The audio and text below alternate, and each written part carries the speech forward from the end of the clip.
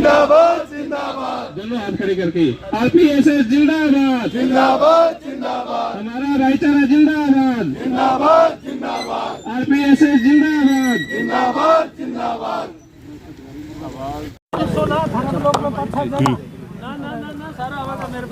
जी sir, आज DC office पहुंचे हो, क्या कुछ कारण है सर, क्या कुछ मांग मुद्दे हैं? जी, ये आरपीएसएस सिरसा राजकीय प्राथमिक शिक्षक संघ का धरना है। प्राथमिक शिक्षक हैं ये जिला भर के, और जिला मौलिक शिक्षा अधिकारी सिरसा के एक तरह से तानाशाही और हठी रवैये के खिलाफ आज ये धरना प्रदर्शन हमें करने पे मजबूर होना पड़ा है। 3:30 बजे तक का स्कूल का समय होता है, ठंड का समय है, किसी को शौक नहीं था, लेकिन बार बार इनके समक्ष मांगें रखी गई। एक मांग पर भी सुनवाई ना करते हुए, बल्कि जिस प्रकार की मांगें इनके समक्ष रखी गई, जो एक मुख्य मांग थी, बहुत से स्कूलों में ऐसा हाल है, बच्चे इतने अधिक हैं, अध्यापक कहीं 1 या 2 हैं। कुछ स्कूलों की स्थिति तो ऐसी है 150, 170 बच्चे हैं, अध्यापक 2 या कहीं 1 भी है। रानिया खंड की विशेष करके पिछले 2 महीने से हम इनके पास लगातार ये बात रख रहे थे कि रानिया खंड में पहले ही 70 से 75 प्राथमिक शिक्षक कम है। आप वहाँ से उठा करके किसी अन्य खंड में उनकी आंतरिक व्यवस्था के नाम पे देखो, पूरी धांधली चल रही है। आंतरिक व्यवस्था का नाम देके 2 महीने के लिए एक स्कूल से उठा के दूसरे स्कूल में भेजते हैं, 2 महीने बाद फिर उस ऑर्डर को एक्सटेंड कर देते हैं अगले 2 महीने के लिए। यूँ कर करके 6-6 महीने 8-8 महीने के लिए चला रखा है।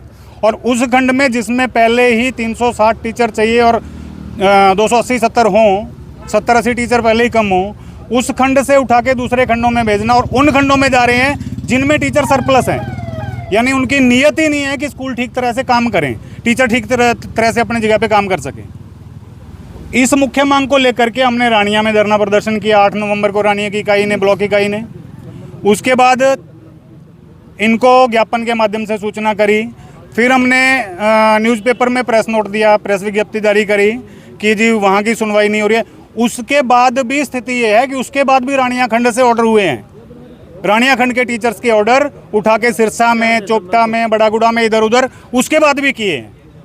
मतलब क्या मंशा है, क्या लालसा है, क्या लालच है?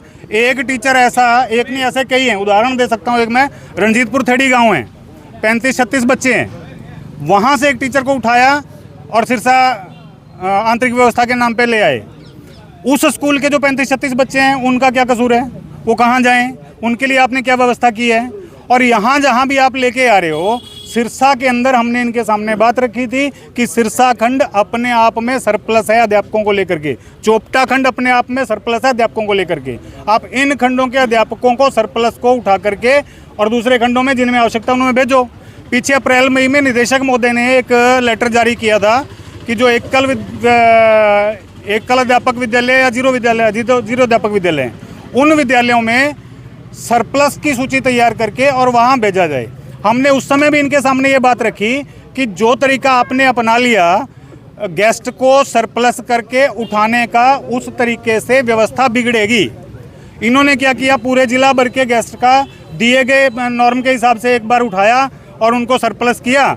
जितने एकल और सिंगल टीचर स्कूल थे उन स्कूलों में भेज दिया। हमारी डिमांड ये थी कि आप पहले ब्लॉक लेवल पे इनकी शफलिंग कर दो। प्रत्येक ब्लॉक में सरप्लस टीचर उस समय थे, कुछ स्कूलों में अधिक टीचर थे, कुछ में कमी थी, तो एक बार एक ब्लॉक की शफलिंग हो जाती। उसके बाद यदि बचता तो उनको उठा करके दूसरे ब्लॉक से अगले ब्लॉक में फेंकते। उस समय क्या हुआ, इन्होंने महिला गेस्ट अध्यापकों को खास करके उनको उठाया, उनको दूसरे खंडों में भेजा। वो कोई 40, कोई 50, कोई 60 किलोमीटर दूर गई, जो बिल्कुल अव्यवहारिक था। मतलब हमने मांग ये रखी थी कि आप पूरे सरप्लस अध्यापकों के डाटा को और उनमें से जितने एकल विद्यालय या जीरो विद्यालय अध्यापक हैं उनमें भेजने की बजाय आप उन खंडों का एक बार एक एक्सरसाइज ये कर लो कि खंडों में अध्यापक चले जाएं उन्हीं खंड के शफलिंग होके, और बाकी अध्यापक जब दूसरे खंडों के जो सरप्लस होंगे उन खंडों से फिर चले जाएंगे। उससे स्थितियाँ इतनी ज़्यादा ना बिगड़ती। अब उनमें से ही कुछ ऐसे ऑर्डर्स जो उस समय किए थे, डायरेक्टर के कहने के बाद, डायरेक्टर महोदय के आदेशों के ऊपर जो ऑर्डर किए थे, उन्हीं ऑर्डर्स को अपने ही स्तर पर रिवर्ट कर दिया जा रहा है। और कई जगह ऐसी स्थिति है कि कुछ टीचर्स को तो वापस बुला लिया, लेकिन उनके स्थान पे कोई स्थानापन्न कोई टीचर ही नहीं दिया। वहाँ स्थिति इतनी बुरी हुई पड़ी है। रानिया के नाथों वाला डेरा एक स्कूल है, 17 पोस्ट सेंक्शन है, वहाँ 6 अध्यापक हैं कार्यरत। 17 पोस्ट सेंक्शन है, इसका मतलब कम से कम 550 बच्चे हैं वहाँ, 6 अध्यापक है, कैसे पढ़ाएंगे। ऐसा ही जीपीएस रानिया, जीजीपीएस रानिया का हाल है। अभी अभी कालांवाली की सूचना मिली है, कालांवाली गांव में 165 बच्चे हैं जीपीएस कालांवाली गांव में, बच्चे 165 और अध्यापक कितने हैं? 2। उस स्कूल की व्यवस्था कौन देखेगा? क्या वो आपके अधिकार क्षेत्र का स्कूल नहीं है?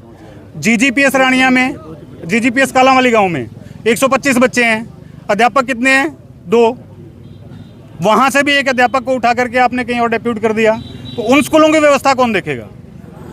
जिन स्कूलों में 6 या 7 का स्टाफ है और उतने ही बच्चे हैं, मान ला कई स्कूल में 7 का स्टाफ है, पूरे जिला में कमी है अध्यापकों की, हम मानते हैं, लेकिन इतनी अव्यवस्था तो ना हो, इतनी अव्यवस्था कि एक टीचर 50-50, 60-60, 70-70 बच्चे लेकर के बैठा है, तो वो पढ़ाई थोड़ी हो पा रही है। हमारी ये मांग है कि इस बात को सुना जाए। अगर आज भी नहीं सुना गया, इसका सुधार नहीं किया गया, तो इस पे बाकायदा जितने इन्होंने ऑर्डर्स जारी कर रखे हैं उन सभी ऑर्डर्स की कॉपियां निकाल करके प्राथमिक शिक्षा संघ के लेटर पैड को साथ लगा करके और डायरेक्टर को लिखा जाएगा कि इन स्कूलों में ये स्थिति है। मांग करने के बावजूद भी पूरा सत्र बीतने को गया है, पूरा सत्र बीत जाने के बाद भी लगभग 3 महीने का सत्र बाकी है, अभी तक भी टीचर उपलब्ध नहीं करवा रहे हैं और मनमानी से अपने तरीके से कहीं टीचर की शफलिंग हो रही है। इसी बात को मुख्य रूप से लेकर के हमारा विरोध प्रदर्शन था। अन्य कुछ मांगे हैं, एलटीसी है, एलटीसी एक ऐसा विषय है, 20 से 23 का ब्लॉक था, 4 साल में एक बार अध्यापकों को, कर्मचारियों को एलटीसी मिलती है। 20 से 23 के ब्लॉक को सरकार ने 1 साल के लिए बढ़ाया, 31 दिसंबर 24 किया, जो कि आज के 10-12 दिन बाद समाप्त हो जाएगा वो ब्लॉक एरिया। सिरसा जिला की 1ली से 5वीं तक के अध्यापकों की एलटीसी का भ्रष्ट अधिकारी मुर्दाबाद, आवाज नहीं सुनते मुर्दाबाद, आवाज नहीं सुनते मुर्दाबाद। धन्यवाद साथियों। तो हमारे बीच में जिला सेक्रेटरी विजय सानंद जी भी पहुंच चुके हैं। ये बीमार होने के बावजूद भी रजाइयों से उठ के आई अभी बात